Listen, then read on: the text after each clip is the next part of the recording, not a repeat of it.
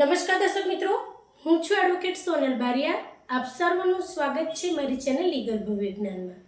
દર્શક મિત્રો, ગુજરાત હાઈકોર્ટે એક આદેશ આપ્યો છે કે રજિસ્ટર બાનાખત છે એ એક તરફી રદ થઈ શકે નહીં. તો એનું કારણ શું છે? ચલો દર્શક મિત્રો, આજે આપણે વિસ્તારપૂર્વક સમજીએ.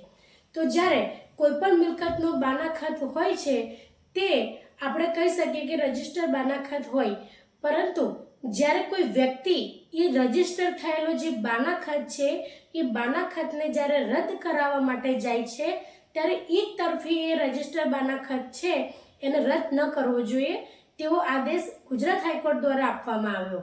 કારણ કે જ્યારે કોઈ પણ પ્રકારની મિલકત હોય અને એની અંદર કોઈ પણ પ્રકારનો વિવાદ ચાલતો હોય તો દર્શક મિત્રો, જે તે વ્યક્તિ એટલે કે જે મિલકત વેચનાર વ્યક્તિ છે એ જ વ્યક્તિ જો કોઈ પણ રીતે ગેરલાયક હોય અને એ વ્યક્તિ દ્વારા જે રજિસ્ટર બાનાખત છે તેને રદ કરાવવામાં આવે તો તેવા સંજોગો દરમિયાન ઘણી બધી તકલીફો ઊભી થઈ શકે છે. એટલા માટે જે હાઈકોર્ટ દ્વારા આદેશ આપવામાં આવ્યો કે જે વ્યક્તિ મિલકત વેચનાર છે એ જે વ્યક્તિ છે એની સંપૂર્ણપણે તપાસ થવી જોઈએ કે ખરેખર એ મિલકત જે છે કે જેનું રજિસ્ટર બાનાખત થયેલું છે એ વ્યક્તિ એ જે મિલકત છે એના ઓરિજિનલ માલિક છે કે નહીં, એ વ્યક્તિ એ ખરીદનાર જે વ્યક્તિ છે એ યોગ્ય છે કે નહીં. અને દર્શક મિત્રો, જે વ્યક્તિનું એ મિલકત છે એ મિલકત ધારણ કરનાર વ્યક્તિ એ ઓરિજિનલ છે કે નહીં એની તપાસ થયા બાદ એનું જે તે એક આપણે એવું કહી શકીએ કે આધાર પુરાવાના આધારે એ વ્યક્તિનું વેરિફિકેશન થવું એ આવશ્યક રહે છે.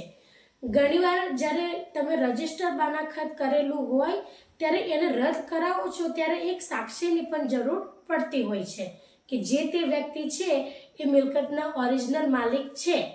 પરંતુ દર્શક મિત્રો, અહીંયા આગળ બીજી બાબત એ પણ સ્પષ્ટપણે જણાવવામાં આવી છે કે જે વ્યક્તિ એટલે કે જે મિલકત વેચનાર વ્યક્તિ છે તેનું જો સારી રીતે વેરિફિકેશન થઈ ગયું હોય તો એવા સંજોગો દરમિયાન જે તે સાક્ષી છે એ સાક્ષીની અનુપસ્થિતિ એટલે કે સાક્ષી હાજર નહીં હોય તેમ છતાં પણ જે રજિસ્ટર બાનાખત છે એ રદ થઈ શકશે અને જે તે વ્યક્તિ છે એનો દસ્તાવેજ થઈ શકે છે.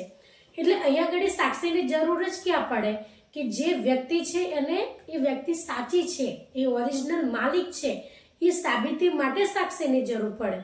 પરંતુ જે વ્યક્તિ રજિસ્ટર બાનાખતને રદ કરાવવા માટેની જે અરજી કરી છે એ વ્યક્તિની તપાસ થાય અને તેનું જો વેરિફિકેશન પૂર્ણ થઈ જાય તો પછી સાક્ષી વગર પણ જે તે દસ્તાવેજ છે એ થઈ શકે છે.